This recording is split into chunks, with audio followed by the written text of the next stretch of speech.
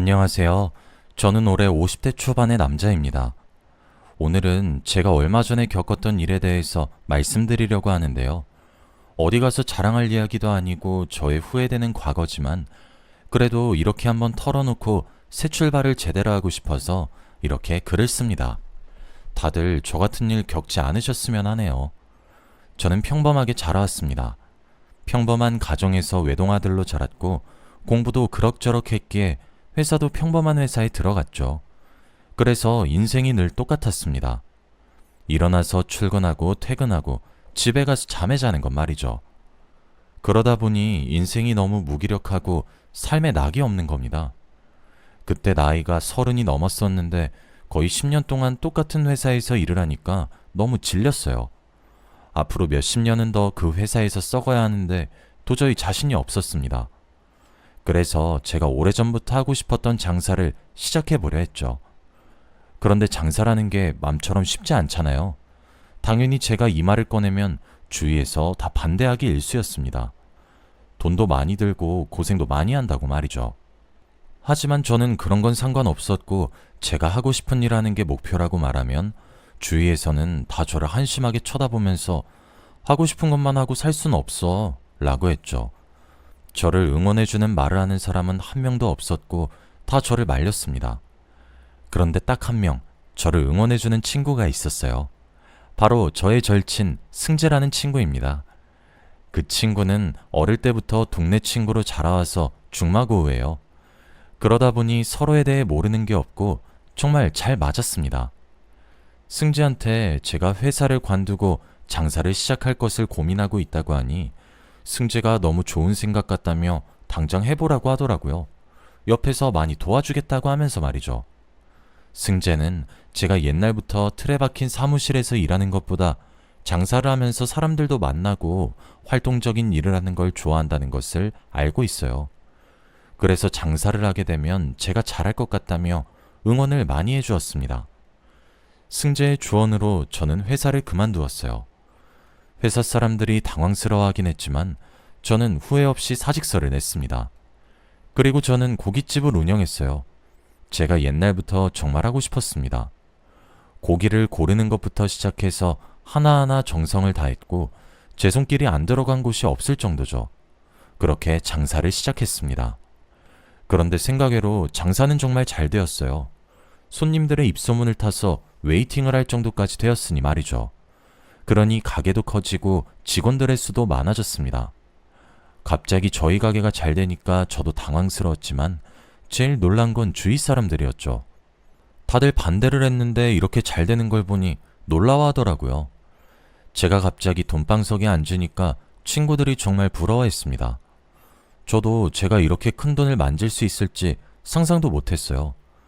돈을 모아서 부모님 집도 사드리고 차도 사드리면서 못다한 효도를 다 했습니다.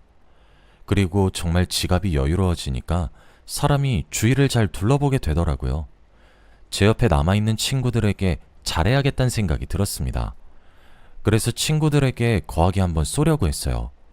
가게 쉬는 날 승재를 포함해서 동네 친구들을 여러 명 불러 술을 한잔했죠. 제가 갑자기 외제차를 끌고 옷을 입는 것이 명품이 되니까 친구들이 놀라더라고요. 예전에는 가성비 좋고 질보단 양이었는데 돈이 정말 사람을 바꿔놓긴 했습니다. 친구들과 저희 가게에서 고기를 먹으며 술을 한잔하는데 친구들이 술을 많이 권하기 시작했어요. 운전을 해야 해서 술을 안 먹겠다고 했지만 친구들은 저를 끝까지 먹였죠. 그래서 저도 모르게 술이 굉장히 취했던 것이 느껴집니다. 그리고 저는 기억이 없어요. 친구들과 밤새 고기를 구워 먹으며 술을 먹었던 것이 기억은 나지만 눈을 뜨니 방이었습니다. 그런데 저희 집이 아니었어요. 마치 숙박업소 같았죠. 그런데 더 놀라운 건 제 옆에 사람이 있었습니다. 한 침대에서 말이죠. 바로 여자가 누워 있었거든요. 정말 놀랐습니다.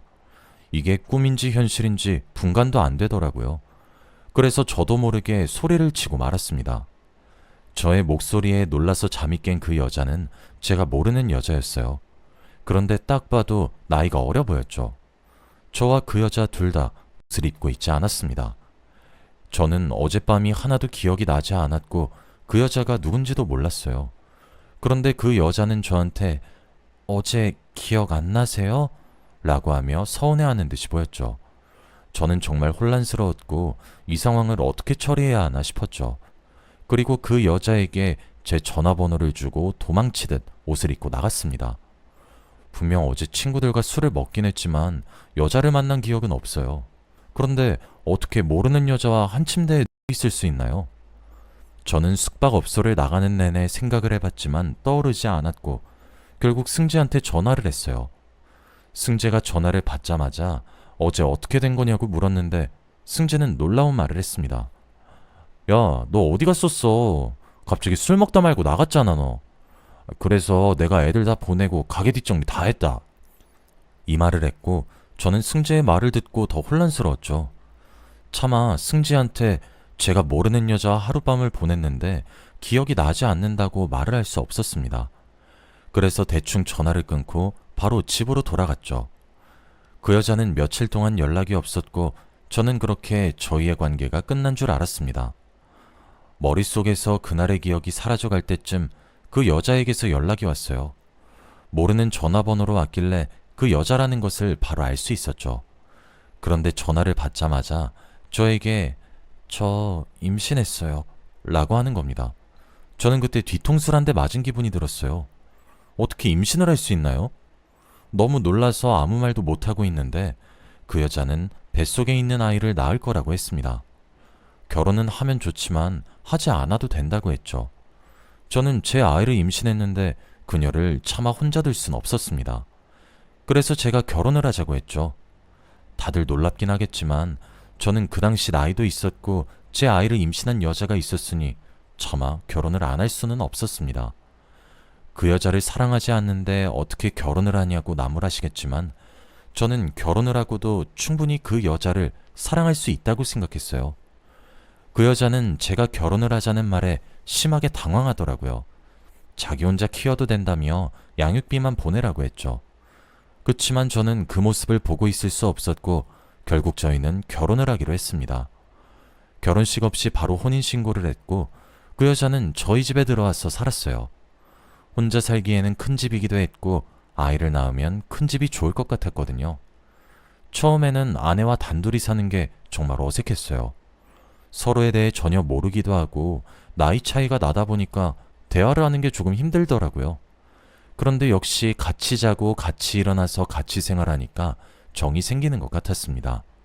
제가 그 여자를 좋아하게 된 것이죠. 그렇게 몇 달간 같이 살다 보니까 정말 부부가 된 것 같았습니다. 아내의 배는 점점 더 불러오고 남편으로서 정말 열심히 노력했어요.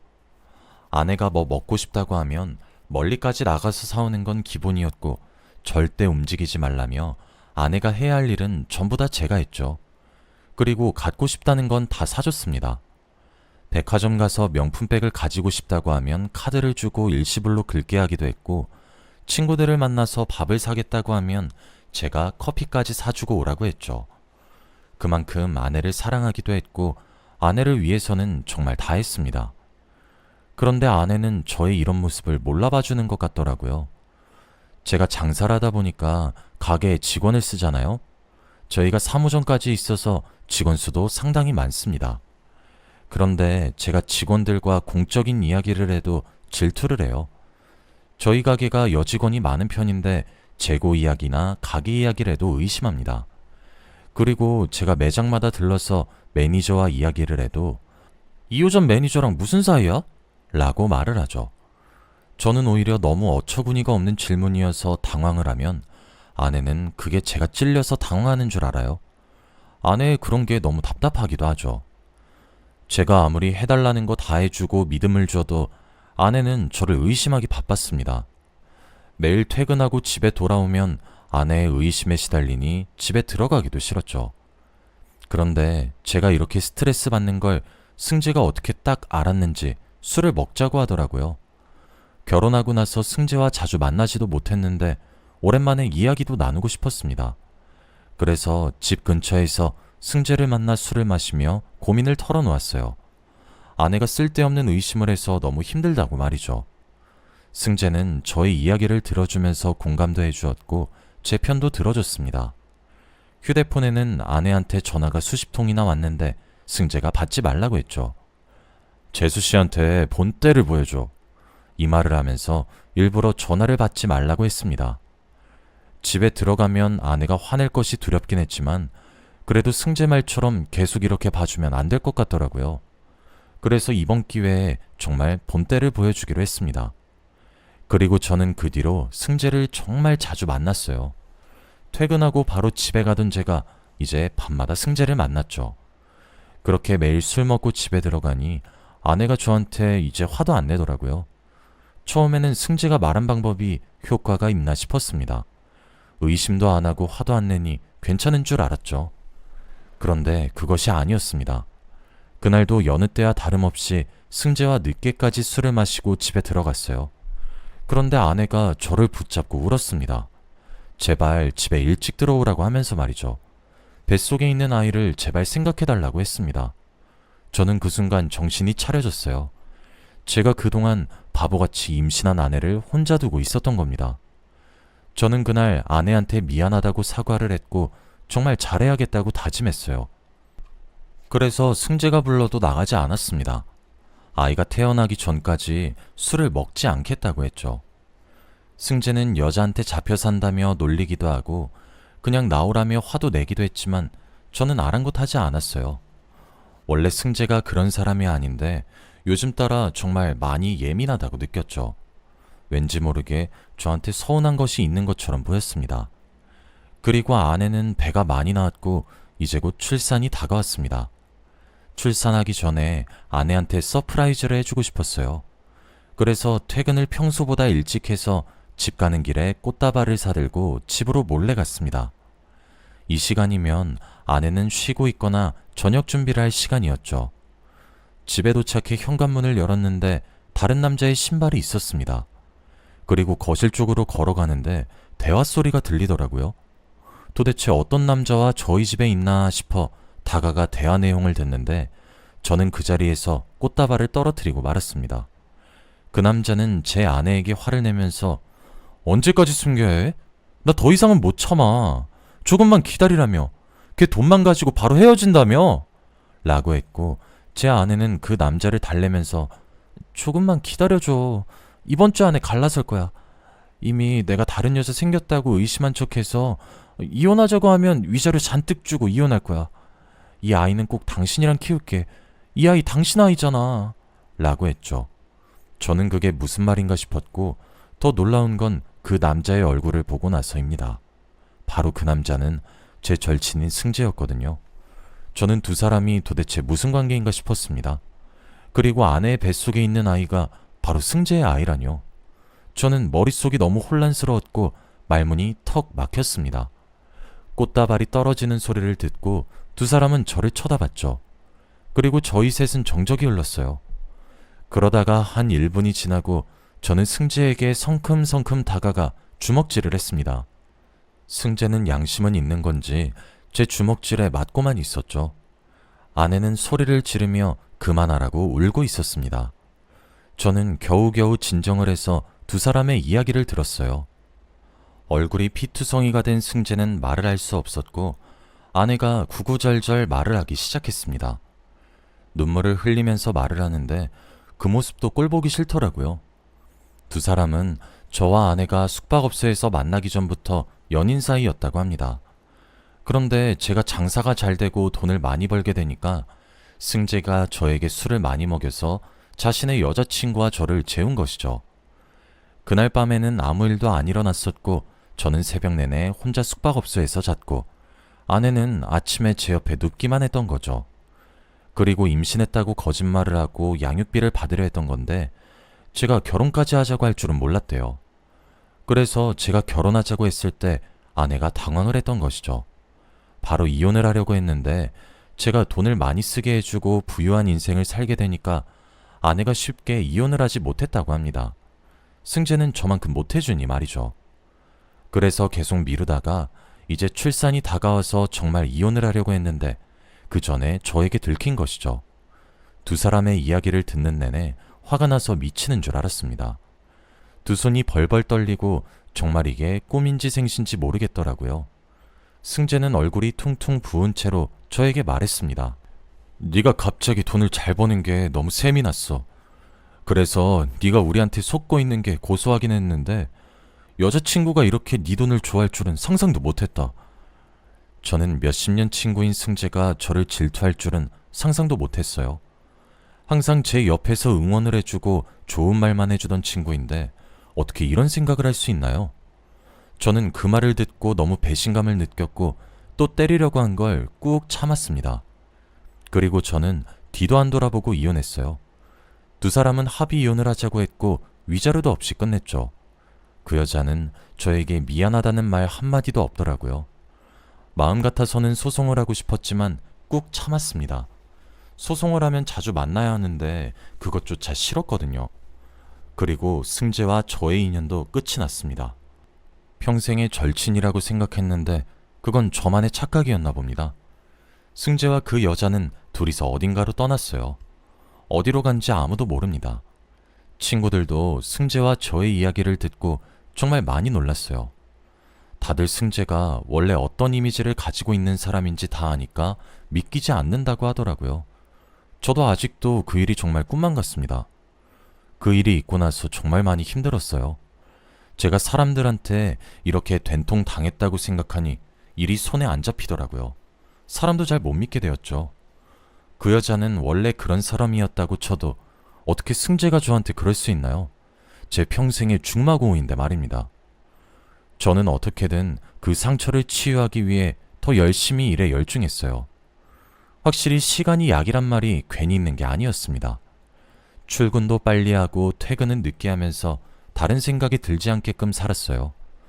일도 열심히 하고 시간이 많이 지나다 보니 점차 잊혀지긴 하더군요. 정말 과거에 있었던 일로 기억이 되니까 한결 편안해지긴 했습니다. 그 일이 있고 몇 달이 지난 후 승재가 전화가 왔어요. 저와 인연을 끊고 한 번도 연락이 없던 앤데 갑자기 전화가 와서 너무 놀랐죠. 혹시 잘 사는 걸 자랑하려고 전화한 건가 싶어 전화를 받았는데 승재는 울고 있었습니다. 목소리를 들어보니 술을 한잔 한 것 같았죠. 저에게 미안해, 미안하다. 내가 다 잘못했다. 내가 죽을 죄를 지었어. 라며 사과를 하고 있었어요. 이게 무슨 말인가 싶어 아무 말도 못하고 있는데 승재가 충격적인 말을 했습니다. 바로 그 여자 배에 있던 아기가 자기 아이가 아니라고 하더라고요. 저는 그 말을 듣고 정말 충격을 받았습니다. 승재의 말에 의하면 그 여자와 사귀었을 때 그 여자가 바람을 피운 것 같다고 해요. 그래서 생긴 아이고 마침 타이밍도 비슷해서 헷갈렸다고 합니다. 또 놀라운 건 그 여자도 아이 아빠를 모른대요. 그 말만 들어도 그 여자가 얼마나 질 나쁜 여자인 줄 아시겠죠? 승재는 울면서 저에게 털어놓았고 저는 솔직히 통쾌했습니다. 중마고우보다 여자가 더 먼저였던 승재가 결국 이런 최후를 맞았으니 고소했죠. 저한테 씻을 수 없는 상처를 남긴 죗값이라고 생각하려 했습니다. 승재는 저에게 죄 짓고 사니까 이렇게 결국은 돌아오네 라며 쓸쓸한 말을 했죠. 그리고 저는 전화를 끊고 기분이 좋아졌어요. 그날따라 일도 잘 풀리고 손님도 많아서 행복하더라고요. 그 이후로 저는 장사가 더 잘 됐습니다. 이제는 다른 사람한테 물려줘야 할 때가 온 것 같아요. 이제부터는 저를 위한 삶을 살아보려 합니다. 여러분들도 남들 배신하지 말고 착하게 살길 바래요. 저는 이 일이 있고 나서 더 착해지려고 합니다. 다들 들어주셔서 감사해요. 저희 이야기는 여기까지입니다.